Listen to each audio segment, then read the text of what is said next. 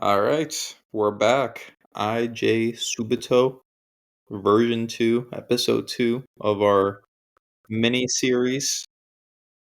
Myself, Andrew, and Mikko are here. We've got the hockey block, the Canadian and the Finn together in solidarity. Mikko, what's going on, man? Pretty good, pretty good. Not a convincing, but then on the other hand, pretty clinical win from the match. So can't complain. I hear you. I'm actually going to take a more positive tone than you today, it sounds like, from your initial reaction to the match, because I only really have positive things to say about what we saw yesterday. I agree that it wasn't the most dominant performance we've put in. It wasn't, we didn't run Feyenoord off the pitch. But given the circumstances of not having a healthy left wing back, given the circumstances of it being a difficult away venue, we had a business-like 2-0 win. We got the job done. And frankly, it feels like the job's done for the fixture as a whole. I'll be shocked if Feyenoord overturn a 2-0 deficit at San Siro. So from that perspective, really only positives to take away. I don't know, what was your biggest takeaway from the match? For me, it was Bastoni's performance as left wing back, because honestly, like, our Bastoni, Barella, Lautaro core, it's not the best in the world, but man, it's definitely the best in Italy, and it's one of the best in the world. Like, I lament this team's depth all the time because this team is not deep. But man, like, our gems, our true core players, like, they show up when they need to show up more often than not. And Bastoni yesterday as a left wing back was phenomenal. And if you remember back when he was at Parma, he played as a conventional left back. So maybe we should have known he had it in him. But man, what a performance from the guy. Just like played the full 90, I believe, up and down the pitch, constantly involved in attacks. Like, just a great performance from Bastoni is my biggest takeaway. Yeah, absolutely. He should have been handed the MVP. I think Lautaro got it, but I think Lautaro himself even said that Bastoni was the MVP. but yeah, that was a great performance by by the man, and and it just shows how flexible he is, how he can like pull these different kind of roles. uh, I don't know, I don't think he has like ever played, maybe in like a short stints during some matches in some random situations that that we have needed left back when he's played there. But other than that, or left wing back. But other than that, he's been like a left center back there, and yeah, really convincing performance. As for the takeaway of the match, uh, I think you said well, like the business. We did the business, and that was like enough. Of course, the third goal from the penalty would have been, I think that would have like sealed it. Uh, but yeah, I agree that it's very hard to see Feyenoord could beat us by 2 goals or by 3 goals at San Siro at this point. Uh, why I wasn't like super happy or whatever about the performance? Uh, maybe the first, what was it, before the goal, first 35 or something minutes, it was like, I would say it was quite bad how we played. But then in the end, we didn't concede hardly anything to Feyenoord, like real stuff. So we kept them out of like any kind of dangerous places, and then we pull this one goal, and then it's like a different game then. Like then we don't have any worry anymore, and it's so much easier to go to the second half with the lead. So in that sense, it was really like a business done, and let's go home and finish the job next week. Yeah, we really struggled with the pace of Osman at the start of the match. He was getting in behind and causing all sorts of problems. He had like three of Feyenoord's first shots in the first, I don't know, 10 minutes of the match. I agree, we didn't start strong, but as soon as Thuram had that fantastic goal, and that was just straight class finish. It really changed the direction of the match, and it felt like we were in control pretty much entirely after that. Credit to Lautaro and Zelensky for the combination on the second goal. It was nice to see Zelensky. We'll talk about the penalty, but it was nice to see Zelensky like insert himself in the match. Like I thought this was the best he's played overall. Like he got fouled a few times. He had a couple real nice like changes of direction, like pivots on the ball that led to some nice passes. And I think everyone in the Feyenoord team thought he was going to shoot after his initial shot was blocked before he passed it to Lautaro. So I know Feyenoord had a post right after the Lautaro goal, but beyond that, it's like they didn't sniff a chance in the second half, I'd say. And yeah, it was a professional performance. What do you think of Zelensky's penalty and Zelensky being asked to take the penalty? Like, to your point, I don't know why, but the psychology of being up 3-0, if we were up 3-0, I'd be calling the fixture dead. Since it's only 2-0, I'm not willing to go that far, even though my confidence is high. But Zelensky taking the penalty for me was the right call. He's taken successful penalties this year against Juve. Taremi just isn't mentally there this season, so I understand the decision to let Zelensky take it, especially with Hakan not on the pitch. The penalty itself wasn't horribly taken. Like it looked like it was pretty much in the corner.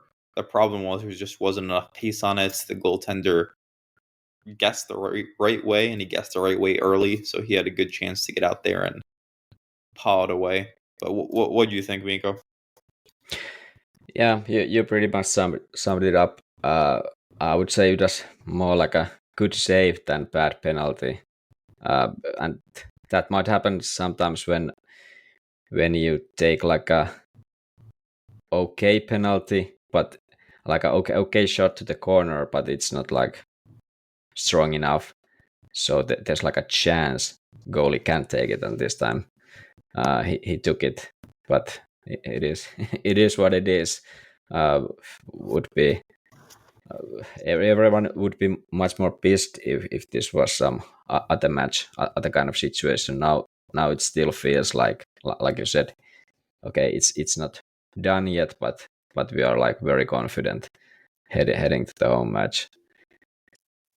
But yeah, it's a bit of a like a irritation that we end up missing that, but still just that and nothing more. What did you think of the actual penalty itself? Like clear penalty for you? I guess so. But I think also Turam is good at that. He's good at Yeah. putting. But he really he really knows his shit. He can put his legs in positions where he's going to get the contact, and he's ready to use that contact. Like he's going down immediately when he gets the contact. So he's a smart guy in that sense. But uh, but yeah, I don't know. I think it's a penalty. It's a clumsy way to do it by the defender. Like I remember in the first half there was a case in our box when Bastoni was there fighting in some challenge, and you could notice how he was hesitant to put his feet there, just like to be certain he won't foul the attacker there. So you can play those kind of challenges smartly or not so smartly. And if there's like a player like Turam against you, there's a good chance you concede a penalty if you are not smart. Yeah, Mitchell ran into the back of his leg.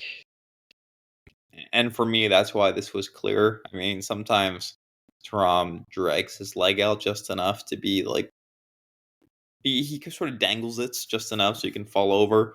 But this one, I Yeah, actually thought he did not have any control over. Like the guy, Mitchell hit him from behind, and when his leg made contact, I think it just caused Thuram to buckle. But this match really just went to show you how much better this team is with in-form striker play. Like Thuram only had one goal in 2025 heading into this match. We've talked a lot about Lautaro, but a couple of just fantastic finishes from those two, and it just changed the complexion of the match so much. I know it's not a novel point to say good strikers equals good team, but it really does help hide a lot of errors when you're missing so many players. yeah, it's so much easier to play when you can score at this rate. In a sense that if they get like three, 4 chances and you get 2 goals out of that, it helps. It helps for sure. The other guy I want to give a shout out to is a Cherby who look I've a Cherby at left center back gives me PTSD. My neck starts to twitch. I get sweaty. It's not something I'm comfortable with. And there were multiple times yesterday where I give him credit. He was pretending he was Bastoni. He was Yeah. overlapping. He was running into the box. He was taking shots. It's like, dude, just stay back. Like, we don't need this from you right now. But he played the position. He interpreted the position as well as you could have hoped. He treated it like he was Bastoni. There were a couple moments where you could see like the fear in his eyes of like, oh shoot, this guy's gonna blow by me. Oh shoot, I'm caught out of position because I ventured too far forward. But for the most part, like rock solid performance. And as you can probably tell from my takeaways from the match, I was really concerned about the left hand side of our team heading into yesterday, and it was not a problem, honestly. Like I said, all the problems from Feyenoord came from Osman early on, and he was playing on the left, so he was going up against the right side of our defense. Yeah, and I noticed that, or at least it felt to me when I was watching, especially in the first half, like Bastoni Acerbi connection or the combination when defending, like off the ball, it felt that sometimes Bastoni found himself in his like regular position. Then Yes, I it noticed was a bit odd. Like there was no one in the left side, then like a left flank, and but they managed it well. And yeah, I agree that Acerbi pulled it off pretty well there. But also regarding the kind of the anticipation before the match, like we previewed this on Sunday, we were concerned about uh, our injuries, and then we didn't touch Feyenoord too much. And I like realized like right before the match or one day before, like they had like 2-3 times more injuries than we do. So I was like, I don't know, do we even have a injury crisis when looking at their injury list? So it felt looking at the match that okay, maybe they are really a bit better team than what we are seeing, but it's just a bit unfair at this point when they have like a, I don't know, what, 10 guys out. I don't know, is it 15, closer to 15, but Yeah, but I will say, to be fair, two of those guys were suspended for red cards. yeah, well, yeah, true. But Yeah, still, I there's get like your a, point. yeah, quite a few guys out. Let's see if they can recover any of them for the next match. Yeah, so we'll probably talk about the next match after we record post Monza. But feeling confident, it's nice to buy ourselves some breathing room where we really just see this thing out.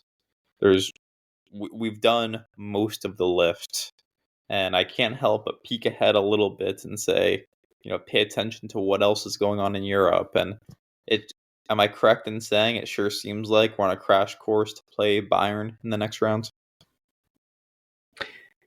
Yeah, it was Bayern home match, so anything can happen. But I would assume they won't lose by 3 goals, 3 goals or more, even if it's like Leverkusen home match.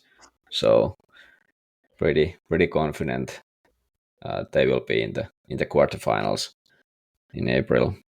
Yeah. Yeah, I don't know. It makes you wonder if this is the end of the road or if this team has another level in it because we've had success obviously against Bayern years and years ago, and I know they were in the same group as us. What 4 years ago, 5 years ago, and that did not go well. Yeah. It wasn't easy back then, but I think we've improved a lot from that. But I don't know about Bayern. Maybe they are a bit more shakier, but then again, they they are pretty strong still. Like we saw yesterday, it's not like when these playoff playoff matches or knockout matches come in, they have the experience in these type of matches. So if we end up there, I hope I believe we do against Bayern. It will be like it's a it's a big matchup, like a classic Euro matchup for sure. Do you remember the Harry Kane, Mauro Icardi debates of years past? I think I do. I think I do. That they've gone to like a bit different directions from there. Little bit. So maybe we can revive it and we can do the Lautaro versus Harry Kane debates if we end up facing Bayern in the next round. Let's not. I don't think that will look good on Lautaro either. Uh, Good enough on Lautaro. Even though now he's improved his at least his Euro goal tally. I believe now he has most European goals for, or was it Champions League, European Cup goals for Inter, which is not that much, but still, still the record for the club. yeah, it's a weird combination of like this team's lack of success in the Champions League since the inception of the competition, combined with just the way football is played now, which I'd have to check this, but I feel like more goals are scored today than they were past years, you know, Yeah, yeah, 30 years ago. yeah. I would say that there might be like more goals being scored, and well, yeah, that will affect when there are like these 7-1 matches, like few times per season for the last 10 years. So that there's like a one striker scoring 3 goals, 2 goals uh, in the group stage. So that will increase the tally, like in general the total tallies. Yeah, yeah. I know Jay has gone on record as saying that he thinks Lautaro is more technically gifted than Adriano, so it's well deserved for Lautaro. All right, let's just quickly hit on the Monza match coming up here this weekend. So it's been a struggle for Monza this year in the league. We played them very early on. We actually dropped points against them for some of the few points they have this year. But at this point, this is a team destined for relegation. They are in last place by 4 points. Nesta started the year as their manager. They sacked him. They brought him back. In between that stint, we loaned them young Tiago Palacios, who their interim manager liked to use quite a bit, and Nesta has more or less ignored. I was Yeah, he actually started last match, played the whole 90 minutes. So I think this was Nesta's second match. So he hasn't been forgotten. okay. I stand corrected. The the thing about Monza is that they have a lot of people injured in general, but two, this is just like a horrible attacking team that cannot score goals. I think we were talking about this actually when we played them the first time around, but this team just does not score. If you go through their Serie A fixtures, they've scored 4 goals since the start of 2025. It's just a team that's going to struggle to attack us. It's a bit surprising to me that like Monza have fallen off this much. Like they obviously are one of the more expensive squads in Italy, especially among the relegation candidates. And it's a team who we're greatly familiar with, given the amount of like former Inter players in the squad. I hate to disappoint you all and tell you that Gagliardini is injured and will be unavailable for this match, but it's a little surprising to see Monza struggling as much as they are.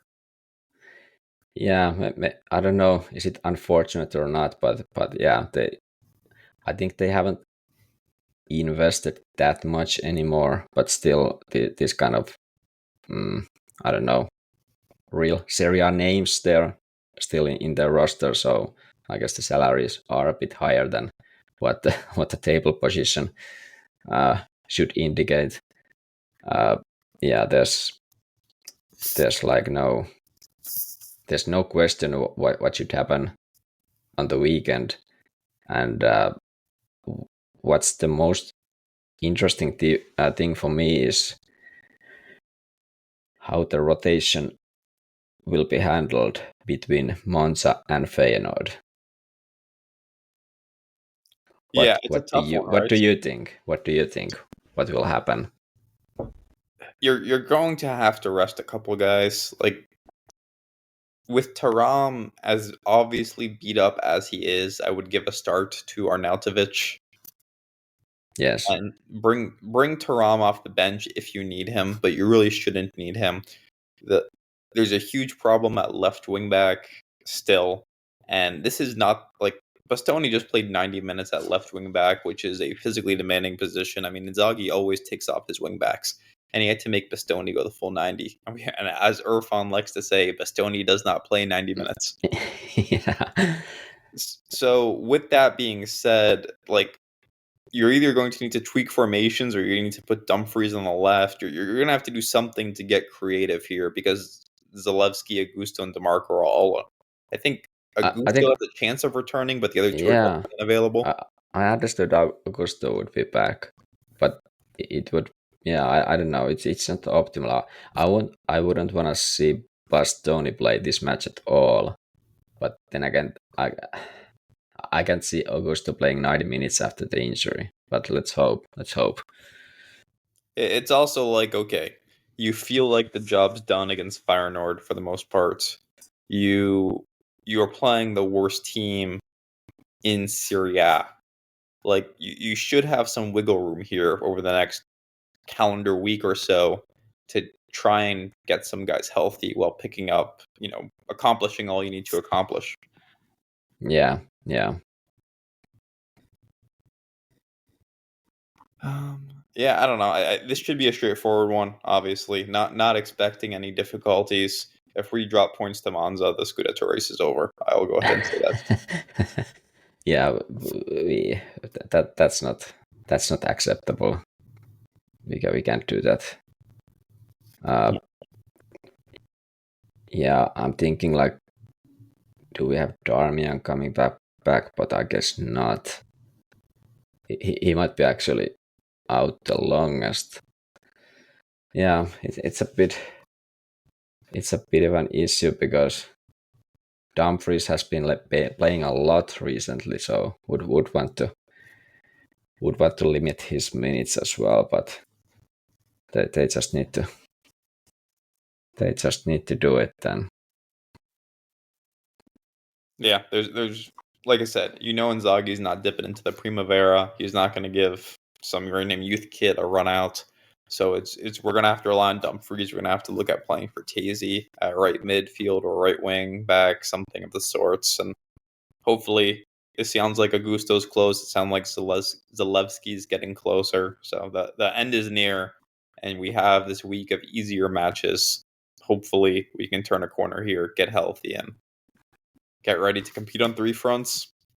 Napoli play Fiorentina this weekend, which should be a tough game for them. I mean, we struggled mightily against Fiorentina in the 2 matches we played against them. Worth keeping an eye on. This could be an opportunity to pick up points this weekend. Is it the home or it's Napoli home? Okay. Napoli home. Yeah. Well, all right. Let's see. Because after that, Napoli has Venezia and Milan, and they're not dropping points against either of those opponents. No way. All right, what's your prediction for the Monza match, Mikko? I'm gonna go with some boring 2-0. We try to minimize everything we possibly can in the match, so we score 2 goals and then it's game over. And who scores the goals? Who scored the goals? I'm gonna give Arnautovic a goal. Given he's going to play, I guess he will. So Arnautovic, and then I'm gonna give it to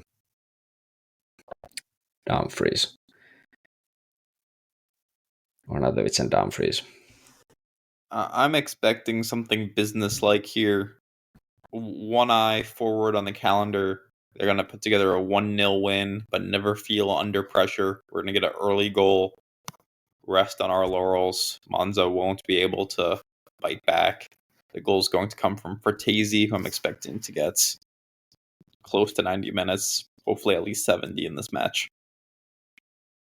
Works for me. All right, we're going to wrap there. We'll be back on Sunday with hopefully the whole crew to recap the Monza match, preview the return leg against Feyenoord. We will catch you all then. Mikko, I'm still going to make you do your signature sign-off, even though it's IJ Subito. All right, Forza Inter, Forza Fiorentina. Catch you later. All right, see ya.